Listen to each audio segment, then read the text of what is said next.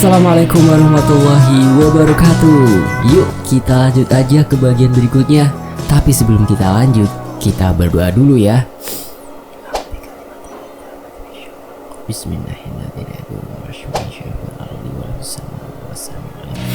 Allahumma sholli ala sayyidina Muhammad sallallahu alaihi wasallam.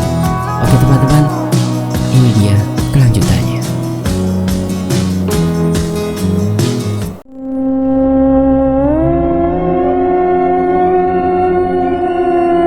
Keluargamu dikirimi santet, Nduk. Santet Jajang Sebarong. Banyak orang mengatakan santet ini namanya pring sebarong. Kenapa disebut sebarong? Pring atau bambu. Kalau banyak itu namanya barongan. Filosofinya, santet ini dibuat untuk membunuh satu keluarga. Namanya Jajang Sebarong atau pring sebarong. Tari hanya menangis dan memandangi Asep. Enggak, Mbah. Saya dan keluarga memang secara terus-menerus tertimpa musibah. Sudah mau duhur, cepat pulang. Sholat duhur dulu. Besok pagi aku ke rumahmu, kata Mbah Jiwo. Mereka mengangguk dan pulang. Asep hanya termenung di jalan, mencoba berpikir keras, namun tetap fokus menyetir sepeda motor. Tari juga terdiam. Mereka masih tenggelam dalam pikiran mereka masing-masing. Dek, awal mulanya dulu kejadian ini waktu Mas Reddy menikah ya. Ingat tidak? Waktu Mas Reddy hampir kejatuhan tenda. Tari mencoba mengingat. Memang, keganjilan ini sedikit demi sedikit ditelaah oleh Asep. Memang ada sesuatu yang ganjil. Tari masih mencoba mengingat. Jenengan kok masih ingat ya, Mas? Soalnya kejadian sudah lama sekali. Rupanya, Asep menyadari keganjilan itu sudah lama. Namun dia lebih memilih melupakan dan dia anggap masa kecil yang kebetulan lewat. Namun rupanya, lama-lama Asep menyadari ada yang tidak beres dengan semua ini. Dia masih bersikap normal dan tidak membesarkan hal-hal yang terjadi. Kali ini, Asep bertanya kepada Tari dengan suara yang serius. Waktu kae, aku sama kamu kan masih pacaran, Dek. Ada nggak sesuatu yang terjadi sebelum Mas Reddy menikah? Tanya Asep. Tari mencoba mengingat dan kemudian terkejut dengan sesuatu.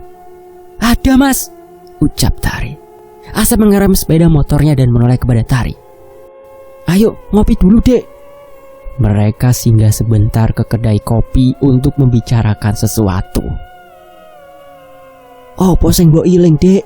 Mungkin ada salah kepada orang, jadi sampai terluka, dan di antara kita belum ada yang minta maaf. Tari kemudian terdiam.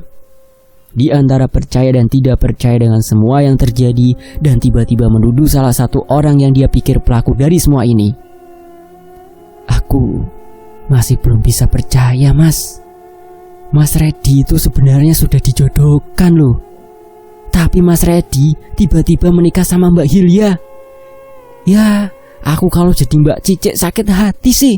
Katanya sih mereka pacaran, tapi gak tahu lagi.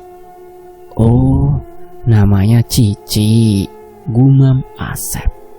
Mereka saling termenung. Kemudian Tari berkata, ayo cepat pulang. Kasihan David. Bapak yo baru sehat, Mas. Dan mereka berdua pun kemudian pulang dan waktu berlalu. Keesokan harinya,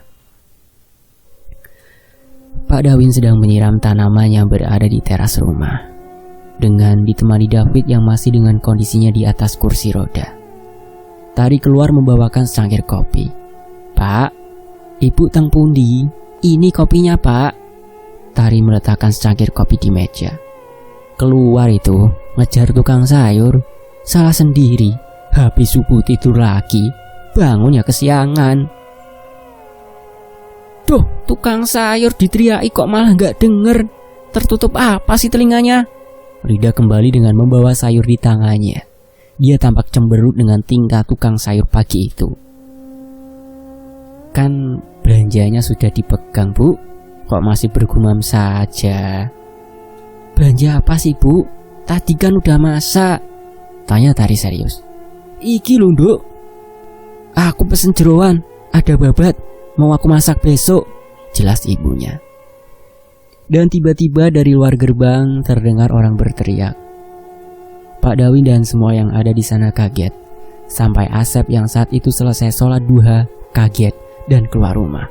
Loh Pak, siapa itu? Ini Asti Tomo, kambuh lagi. Tari yang penasaran dan setengah takut menyadari dan kenal dengan suara itu. Pak Dawin tetap tenang dan mencoba melihat letak sumber suara itu. Pak, biarin, aku kenal siapa itu, ucap Tari. Pak Dawin yang akan melangkah memerungkan niatnya. Dia tetap membiarkan orang itu dengan tingkahnya. Beberapa menit kemudian, muncullah orang itu dengan berjalan pelan dan melihat tanah di rumah itu di segala sudut. Iya, beliau adalah Mbah Jiwo yang ditemui Tari dan Asep kemarin. Tari dan Asep saling pandang. Pokoknya, kalau sampai bingung lagi seperti kemarin, aku tidak tanggung jawab loh, Dek, bisik Asep kepada Tari. Tari hanya cemberut. Sejatine sukma, sejatine urip, patine sukma saka Maha Kuwasa. Metuwa, metuwa. Mbah Jiwo mengucapkannya dengan mengambil air yang ditaruhnya di botol kemarin dan memercikkan ke segala sudut rumah itu. Mbah Jiwo lalu berlari. Kan, lari lagi kan? Ucap Asep. Asep dan Pak Dawin berlari mengikutinya. Rida memilih menemani David di depan. Mbah Jiwo berlari ke arah ruang tamu, kemudian ke arah dapur, dan kembali lagi ke ruang tamu dan berhenti. Kemudian dia menyuruh Asep mengambil daun pisang. Dang, jupokno godhong gedang. Sambil menunggu daun pisang diambil oleh Asep, Mbah Jiwo menyirami lantai itu dengan air. Tari dan Dawin tak mengerti apa yang dilakukan oleh Mbah Jiwo. Mereka hanya pasrah dan mengikuti apapun yang Mbah Jiwo lakukan. Asep kembali dengan membawa daun pisang. Mbah Jiwo kemudian segera mengambilnya dan meletakkannya di atas lantai itu. Dia membaca zikir yang entah bagaimana itu bacaannya. Tari dan Dawin mencoba mendengar, namun suaranya sangat kecil sekali. Kemudian Mbah Jiwo menarik sesuatu dari lantai itu. Sebuah kain berwarna putih dan masih banyak lumpur. Mereka keheranan, mengapa ada benda seperti itu yang bisa tertarik dari lantai? Kamu sudah cerita kepada bapak ibumu? Tanya Mbah Jiwo serius. Tari diam, hingga akhirnya Mbah Jiwo berjalan ke depan dan duduk di teras. Iki, ada pasangannya, ucap Mbah Jiwo sembari memperhatikan kain itu. Ini tali yang menjerat keluargamu. Ini di sini, aku hanya menemukan ini saja, tidak ada lagi, ucap Mbah Jiwo kepada Pak Dawin. Dah iya Dawin, kamu ini berteman lama dengan aku, kok nggak cerita? Pak Dawin tersenyum. Lah tingkahmu kayak cahet dan ngono wae. Iya, aku kira kamu gila. Alah, ternyata beneran. Bagaimana kabarmu? Sehat kamu? Ya, dua orang kemudian bercerita masa lalu. Tari dan Asep hanya saling pandang. Mereka tidak mengerti jika bapaknya dan Mbah Jiwo saling mengenal. Bapak kenal Mbah Jiwo toh? Kenal di mana, Pak? Tanya Tari heran. Pak Dawin hanya tertawa. Ini teman bapak waktu kecil dulu. Kita berpisah saat bapak merantau. Sejak saat itu kita nggak bertemu lagi. Maklum, dia ini dulu di kelas sering kesurupan. Jadi nggak heran kalau tuanya jadi gini. Yo wok, gurau Pak Dawin. Loh Win, sing nok kursi rodo iki sopo? Mbah Jiwo menunjuk ke arah David. Itu cucuku wok. Aku habis terkena musibah. Cucu dari anak pertamaku kecelakaan dan meninggal. Disusul cucuku dari anakku ini yang terakhir kecelakaan juga. Cucuku lumpuh wok. Mbah Jiwo hanya terdiam dan menghela nafas yang panjang. Dia merebahkan tubuhnya pada kursi. Dia teringat akan sesuatu. Mbah Jiwo mulai melinangkan air matanya. Ojo nangis wo, namanya hidup memang begitu.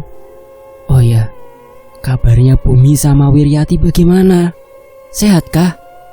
Aku bertemu sudah lama sekali. Waktu lahirnya Bumi itu saja pas aku kembali ke sini dan tidak lama. Linangan air mata Mbah Jiwo semakin deras keluar. Pak Dawin yang merasa khawatir segera memegang pundaknya. Ada apa? Anak bojoku wis gak ono dunya, Win.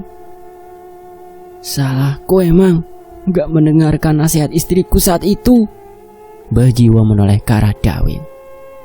Aku membantu seseorang yang habis melakukan santet. Dia terlihat tidak baik-baik saja.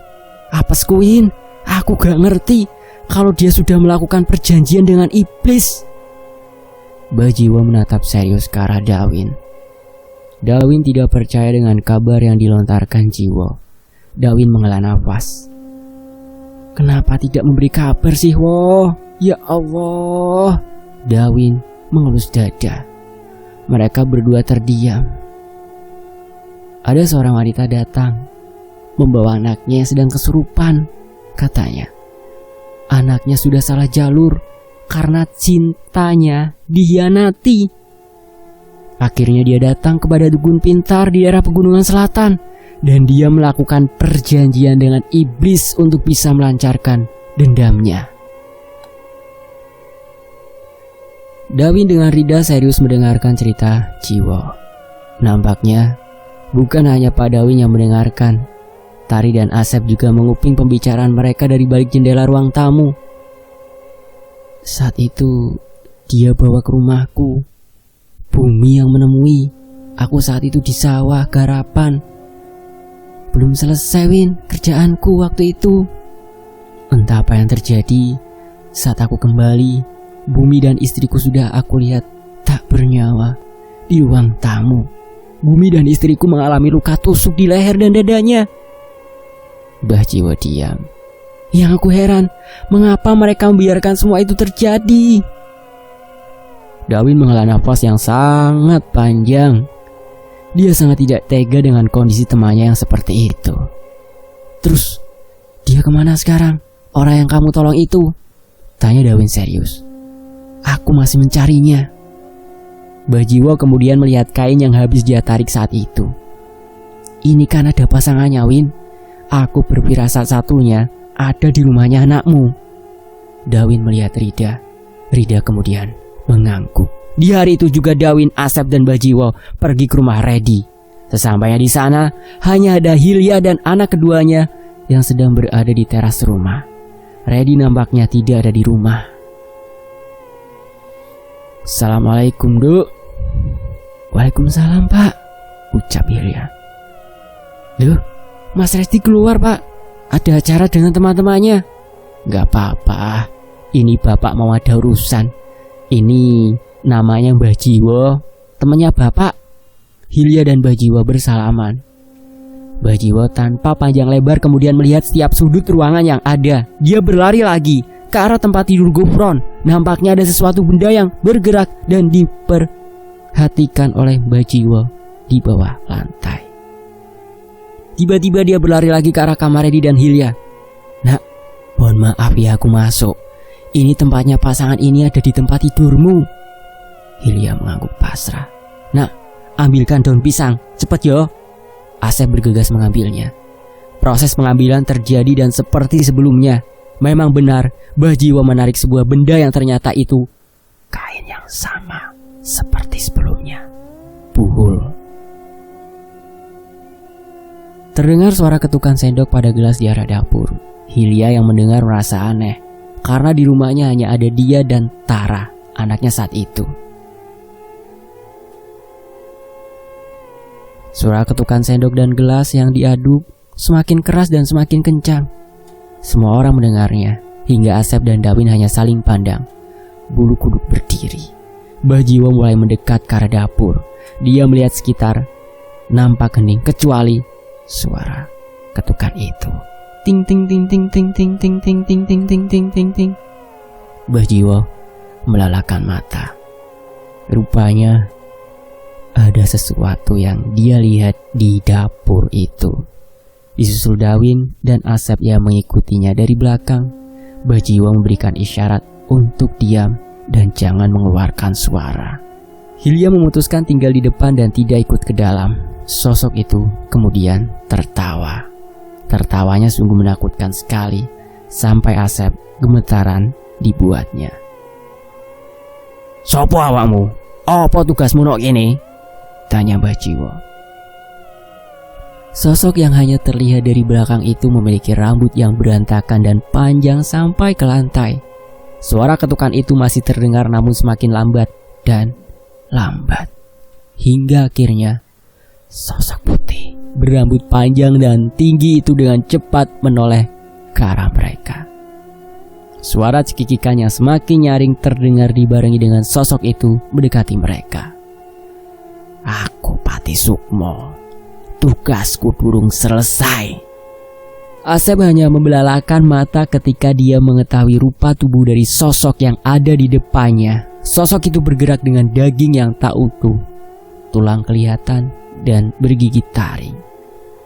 "Aku menuntut balas dari jabang bayinya Cici." Dawin kemudian kaget dengan namanya yang disebut oleh sosok itu. "Hei kau iblis, pergilah. Keluarga ini tidak punya salah kepada manusia, apalagi bangsamu," ucap Mbah Jiwo. Sosok itu kemudian menggerakkan segala yang ada di dapur dengan sendirinya. Kemudian satu persatu terlempar ke arah mereka. Mbah Jiwo kemudian mengeluarkan sebuah selendang dari tas kain yang dibawanya. Selendang itu bernama Petung Patih. Mbah Jiwo melemparkan selendang itu ke arah iblis itu dan terdengar suara ledakan mirip petasan 3 kali. Kemudian sosok itu berteriak dengan kobaran api yang menyala dari badannya. Sosok itu hilang dan lenyap bersama padamnya api dengan sendirinya. Kejadian itu selesai, namun masih menjadi tanda tanya besar di pikiran Dawin. Asep masih dengan ketidakpercayaannya dengan apa yang baru saja terjadi. "Bah, tadi tuh kok menakutkan banget." Mbah Jiwo duduk dan melihat Dawin. "Ada kejadian salahkah dulu, Win? Mungkin bersalah kepada orang." Dawin berpikir keras. "Tapi aku tidak percaya kalau sampai itu dia, Wok," ucap Dawin. Pak Dawin mulai bercerita. "Dulu saat Redi kuliah, aku menjodohkannya dengan anak sahabatku, namanya Cici. Namun Redi tidak memiliki perasaan lebih selain menganggap Cici sebagai sahabat. Akhirnya setelah Redi menikah, aku dan ibu tidak tahu kabar keluarga dan Cici itu sendiri." Mbah Jiwo kemudian menyalakan batang rokoknya. Dia melihat Hilya yang sedang menemani Tara bermain ayunan. "Kamu tahu rumahnya di mana, Win?" Dawin mengangguk. Akhirnya Asep, Dawin dan Mbah Jiwo memutuskan untuk segera berangkat ke rumah Cici. "Aku gak bermaksud menggurui awakmu, Win. Bagaimanapun you harus minta maaf. Mungkin dari maafmu, doamu, keluargamu dan semuanya dijauhkan dari musibah yang besar oleh Allah Subhanahu wa Ta'ala." Dawin mengangguk cemas. Sesampainya di sana, Asep keheranan. Dia melihat alamat yang dimaksud oleh bapaknya. Terlihat seperti rumah tak berpenghuni. Banyak ilalang dan rumput yang tinggi. Pagar pun berkarat dan seperti tak terjamah oleh manusia sama sekali. Dawin terdiam sekaligus kaget. "Mungkin sudah pindah, Wok. Aku taunya rumahnya ya di sini," ucap Dawin. Kemudian terlihat salah seorang warga yang lewat naik sepeda motor. Dawin bergegas turun dari mobil. Pak, permisi." Bapak yang naik sepeda motor itu berhenti. "Ada apa, Pak?" tanyanya. Pak, begini. Saya mau tanya alamat baru yang meninggal di rumah ini sebelumnya." katanya Dawin. Orang itu melihat-lihat sekitar rumah itu. Yang menghuni rumah itu masih tetap Pak tuanya. Bu Karlina masih tinggal di sana. Tapi kondisinya lumayan gak waras. Kalau mau nemuin ada di dalam, jelas orang itu. Dawin terkejut mendengar penjelasan orang itu. Gak waras? Enggak Pak. Sejak anaknya dan suaminya meninggal, dia gak waras Pak. Ngomong-ngomong sendiri, terus dia kayak orang stres, kata bapak yang naik sepeda motor itu. Setelah menurutnya cukup bertanya kepada orang itu, Dawin kembali ke mobil. Rumah ini auranya berat sekali, Win. Yang punya masih di dalam, Wok, kata Dawin. Bajiwo menatap Dawin tajam. Kalau begitu ayo masuk saja. Kita lihat yang ada di dalam. Mereka masuk ke dalam. Nampaknya pintu pagar tidak dikunci. Asep merasa merinding saat memasuki area rumah itu. Nak, coba teriaki di samping rumah. Aku coba mengetuk pintu depan. Asep mengangguk. Nyuwun sewu, teriak Asep, namun tidak ada seorang pun yang menjawab. Asep mulai melihat ke dalam jendela.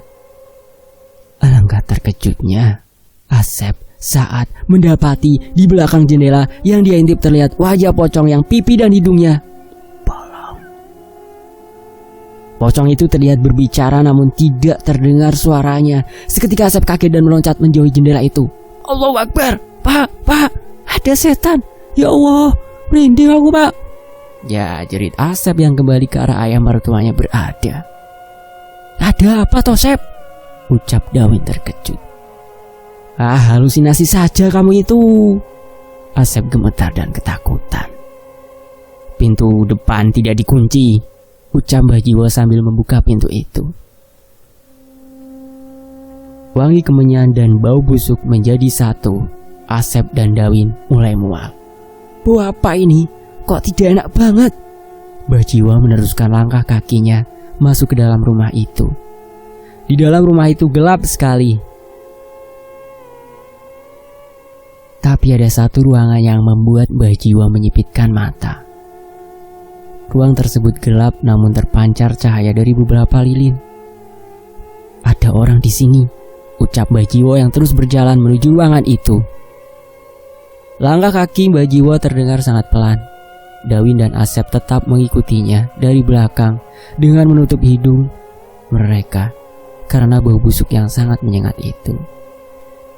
Sesampainya di depan ruang tersebut, Bajiwo melihat wanita yang sedang duduk bersila. Di sekeliling wanita itu terlihat sebuah lilin yang mengelilinginya. Seperti membaca mantra, ternyata bau busuk dan kemenyan yang menjadi satu itu bersumber dari ruangan itu. Ketika wanita itu membungkukkan badannya, Bajiwo membelalakan mata. Terlihat dua mayat yang tergeletak di depan wanita itu. Dawin yang tiba di ruangan itu kemudian terkejut, sangat tidak percaya. Dia kenal betul siapa wanita itu.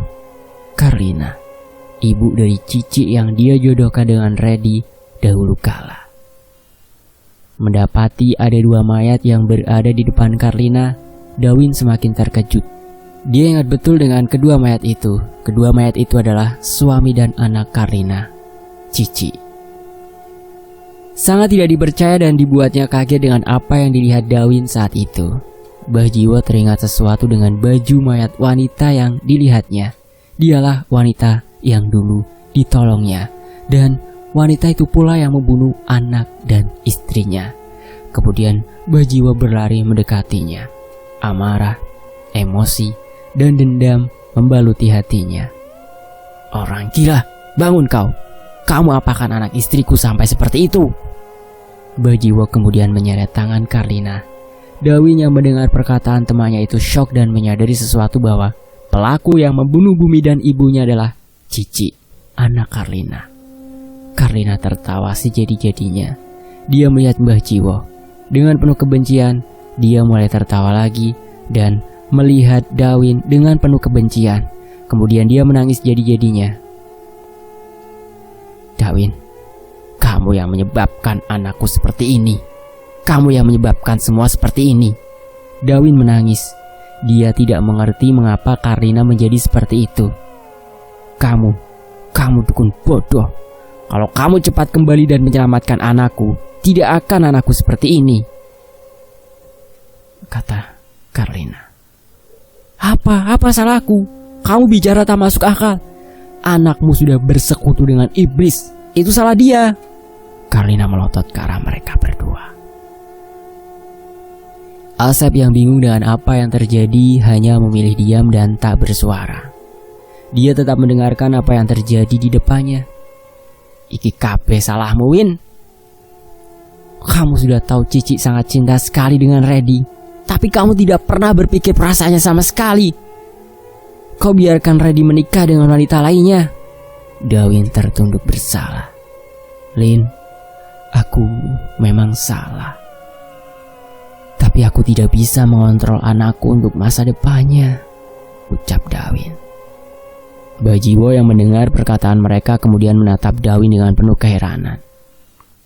Kamu kenal dengan orang ini, Win? Anaknya orang ini yang menyebabkan anak istriku mati. Dawin semakin bingung dengan yang terjadi. Karlina yang melihat Bajiwo langsung duduk dan memohon ampun kepadanya. Saat itu di luar kendali.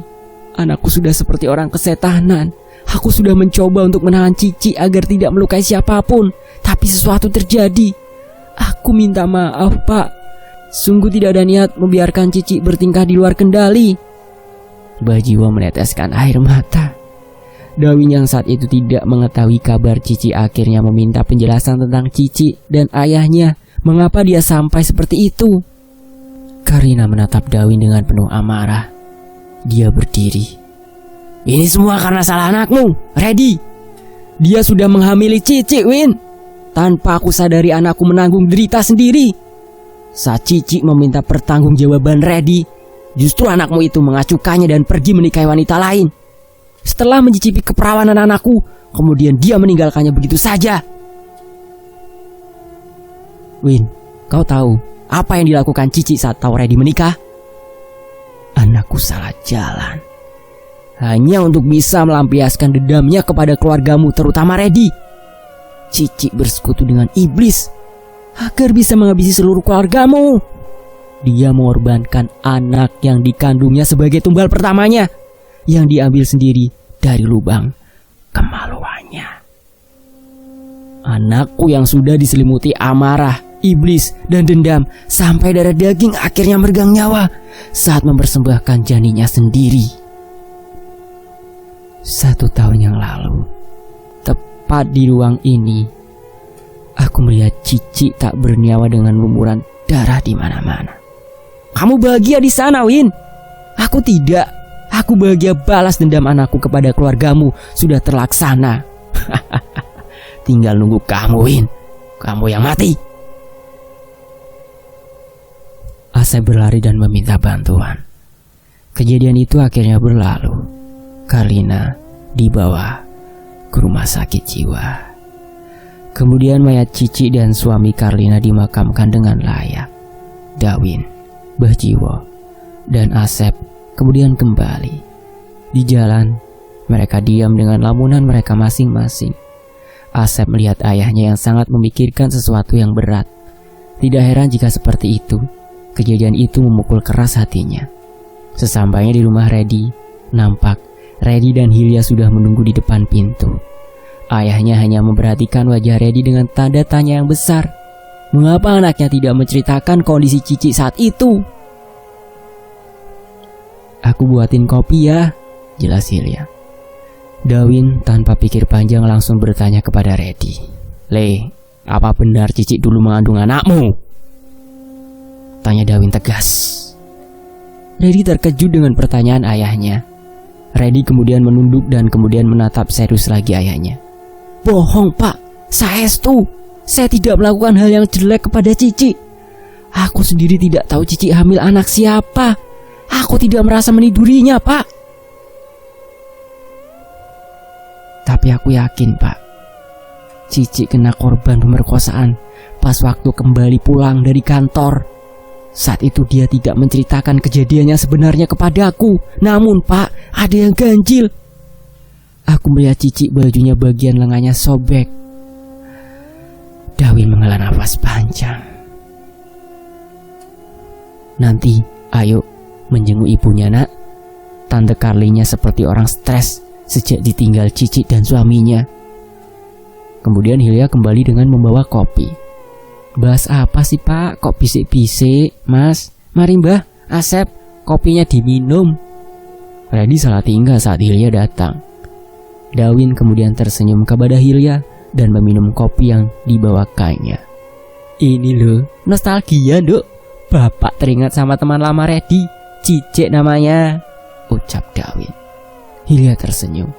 Oh alah, Mbak Cici toh? Enggak kenal Pak, ucap Hilya tenang. Dawin dan Reddy saling pandang, tak terkecuali Mbah Jiwo dan Asep ikut memandang.